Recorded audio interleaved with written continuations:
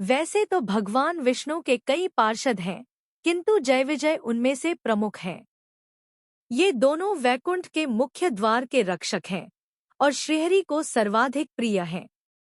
ये दोनों उपदेवता की श्रेणी में आते हैं और इन्हें गुण एवं रूप में श्रीहरि के समान ही बताया गया है। श्रीहरि की भांति ही ये भी अपने 3 हाथों में शंख, चक्र एवं गदा धारण करते हैं, पर इनके चौथे हाथ में तलवार होती है। वहीं श्रीहरि अपने चौथे हाथ में कमल धारण करते हैं। इससे पहले कि हम वीडियो में आगे बढ़े, यदि अभी तक आपने हमारे चैनल धर्म संज्ञान को सब्सक्राइब नहीं किया है, तो कृपया सब्सक्राइब कर लें ताकि आने वाली वीडियो का नोटिफिकेशन सबसे पहले आपको मिलता रहे। जय के ऊपर के बाएं हाथ में दाएं हाथ में शंख होता है। नीचे के बाएं हाथ में गदा और दाएं हाथ में तलवार होती है। विजय भी अपने चारों हाथों में समान वस्तु ही धारण करते हैं, बस उनकी चीजें जय से उल्टे हाथों में होती है। अर्थात विजय अपने ऊपर के बाएं हाथ में शंख और दाएं हाथ में चक्र धारण करते हैं और नीचे के बाएं हाथ में तलवार और दाएं हाथ में गदा धारण करते हैं। ब्रह्मांड पुराण के अनुसार ब्रह्माजी से सप्तर्षियों में से एक महर्षि मरीचि की उत्पत्ति हुई। मरीचि के कला से एक पुत्र हुए महर्षि कश्यप। कश्यप ऋषि की 17 पत्नियों से ही समस्त जातियों की उत्पत्ति हुई। उनकी पत्नी अदिति से वरुण जन्मे और वरुण और उनकी पत्नी के स्तुत के पुत्र हुए कली और वैद्य। जय और विजय इन्हीं कली की संतान थे। भागवत पुराण के अनुसार एक बार ब्रह्मा के मानस पुत्रों में से एक 4 कुमार सनक, सनंदन, सनातन और सनत कुमार भगवान विष्णु के दर्शनों को वैकुंठ पहुँचे। वे ब्रह्मपुत्र थे, इसीलिए तीनों लोकों में उनकी गति अबाध थी। जब वे वैकुंठ के द्वार पर पहुंचे तो जय और विजय ने उन्हें प्रणाम किया और उनके वहां आने का कारण पूछा। जब उन्होंने श्रीहरि के दर्शनों की इच्छा जताई तब जयविजय ने उन्हें ये कहते हुए रोक दिया कि श्रीहरि अभी विश्राम कर रहे हैं। इस पर सनत कुमारों ने कहा कि हम श्रीहरि की ही इच्छा से उनके दर्शन हेतु यहाँ आए हैं। हम परमपिता ब्रह्मा के पुत्र और भगवान विष्णु के परम भक्त हैं। हमारी गति कहीं भी नहीं रुकती है। तुम दोनों सदा श्रीहरि के सानिध्य में रहते हो, इसी कारण तुम्हारी मति भी उन्हीं के समान समदर्शी होनी चाहिए। आताहात मत करो और हमें श्रीहरि के दर्शन करने दो। किंतु जय और विजय ने इस पर भी उन्हें वैकुंठ के अंदर नहीं जाने दिया। इस पर उन्होंने क्रोधित हो कहा कि रे मूर्ख, तुम दोनों सदैव नारायण के सानिध्य में रहने के बाद भी उनके गुणों का शतांश भी ग्रहण नहीं कर सके। उनके कृपा पात्र होकर भी तुम में अहंकार है। तुम दोनों वैकुंठ के योग्य नहीं हो, इसीलिए हम तुम्हें श्राप देते हैं कि तुम दोनों का पतन हो जाए और तुम सदा के लिए मृत्युलोक में जा गिरो।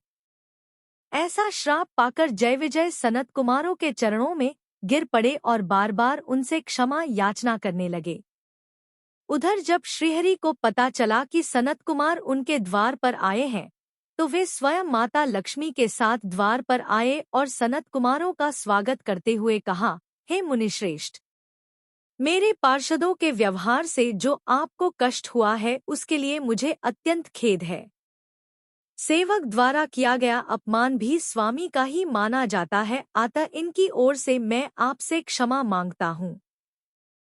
श्रीहरि के ऐसे मधुर वचन सुनकर सनत कुमारों का क्रोध तत्काल शांत हो गया।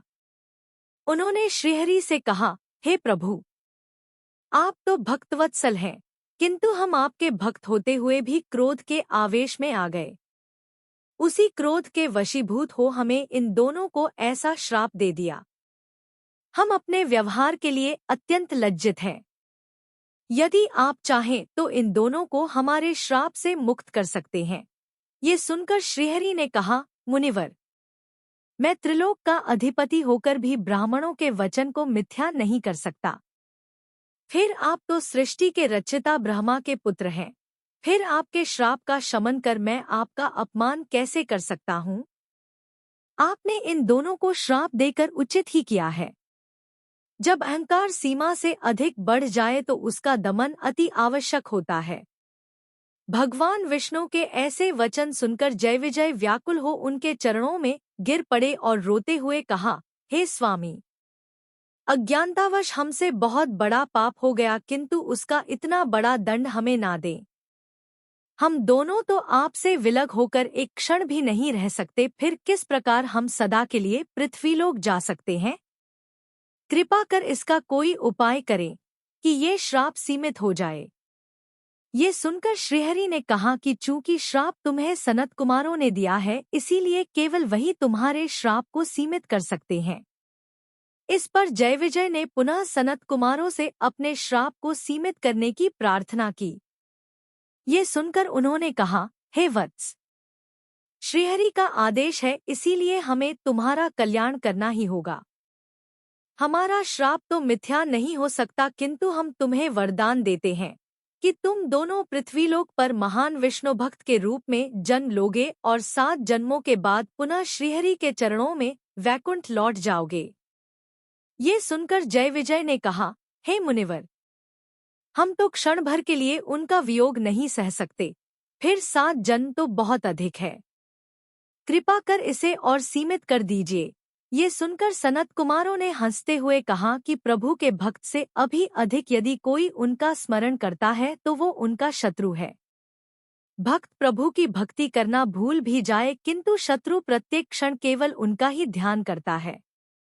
यदि तुम 7 जन्मों तक प्रतीक्षा नहीं करना चाहते तो उनके घोर शत्रु के रूप में जन्मो। इससे तुम केवल 3 जन्मों में ही श्राप से मुक्त हो पुनः वैकुंठ लौट जाओगे। अब जय और विजय के पास 2 विकल्प थे, एक तो उनका भक्त बन 7 जन्मों तक उनका वियोग सहना और दूसरा अपने ही स्वामी का घोर शत्रु बन केवल 3 जन्मों के बाद पुनः उनकी कृपा में लौट आना। उन्होंने अपने अगले जन्मों में उनका शत्रु बनना ही स्वीकार किया ताकि वे कम से कम अवधि तक उनसे अलग रह सके। उन्होंने सनत कुमारों से कहा कि वे श्रीहरि के घोर शत्रु के रूप में ही पृथ्वी पर जन्म लेने चाहते हैं ताकि 3 जन्मों के बाद वे उन्हें पुनः प्राप्त कर सकें। सनत कुमारों ने तथास्तु कह दिया। जब श्रीहरि ने ये सुना तो उन्होंने जयविजय की प्रशंसा करते हुए कहा कि तुम दोनों ने उचित चुनाव ही किया। तुम दोनों भी मुझे अत्यंत प्रिय हो और मैं भी तुमसे अधिक समय तक विलग नहीं रहना चाहता। अतः मैं तुम्हें वरदान देता हूँ कि प्रत्येक जन्म में मैं स्वयं तुम्हारा वध कर तुम्हें तुम्हारे पापों से मुक्त करूंगा। सनत कुमारों के श्राप के कारण जय और विजय ने 3 बार जन्म लिया। सतयुग में जय और विजय का पहला जन्म हुआ। वे दोनों अपने पहले जन्म में महर्षि कश्यप और दक्षपुत्री दिति के पुत्रों के रूप में जय हिरण्यकशिपु और विजय उसके छोटे भाई हिरण्याक्ष के रूप में जन्मे। हिरण्याक्ष का वध श्रीहरि ने वाराह अवतार लेकर और हिरण्यकशिपु का वध उन्होंने नृसिंह अवतार लेकर किया। त्रेतायुग में जय और विजय का दूसरा जन्म हुआ था। अपने दूसरे जन्म में महर्षि विश्रवा और राक्षस कन्या कैकसी एक पुत्रों के रूप में जय रावण और विजय उसके छोटे भाई कुंभकर्ण के रूप में जन्मे। लंका युद्ध में दोनों का वध श्रीहरि ने श्रीराम का अवतार लेकर किया। द्वापरयुग में जय और विजय का तीसरा जन्म हुआ था। अपने तीसरे जन्म में जय महाराज दमघोष और रानी श्रुतश्रवा के पुत्र के रूप में जन्मे, जिनका नाम शिशुपाल पड़ा। श्रुतश्रवा श्री कृष्ण की माता देवकी की बहन थी। विजय राजा वृत्रश्रमण एवं रानी श्रुति देवी के पुत्र के रूप में जन्मे, जिसका नाम दंतवक्र पड़ा। रानी श्रुति देवी श्री कृष्ण के पिता वसुदेव और कुंती की बहन थी। इस प्रकार शिशुपाल और दंतवक्र दोनों श्री कृष्ण के भाई थे, किंतु दोनों का वध श्रीहरि के 9वें अवतार श्री कृष्ण द्वारा ही हुआ। युधिष्ठिर के राजसूय यज्ञ में शिशुपाल श्री कृष्ण से उलझा, जिस कारण उन्होंने उसका वध कर दिया। राजसूय यज्ञ से लौटते समय अपने मित्र शिशुपाल और जरासंध के वध का प्रतिशोध लेने के लिए दंतवक्र ने श्री कृष्ण पर आक्रमण कर दिया। दोनों में गदायुद्ध हुआ, जिसमें दंतवक्र वीरगति को प्राप्त हुआ। इस प्रकार अपने श्राप को भोगकर 3 जन्मों के पश्चात जय और विजय पुनः श्रीहरि के पास वैकुंठ लौट गए और उनके पार्षद बने। अपने स्वामी का सानिध्य पाने के लिए पापी तक बन जाना, ऐसा कोई अन्य उदाहरण हमें नहीं मिलता। ये कथा इस बात को भी सिद्ध करती है कि चाहे वो भगवान का भक्त हो अथवा शत्रु, अंततः वो उनकी ही कृपा को प्राप्त करता है। यदि आपको यह वीडियो पसंद आई हो तो कृपया कमेंट करें, लाइक करें और साथ ही वीडियो को आगे शेयर भी करें।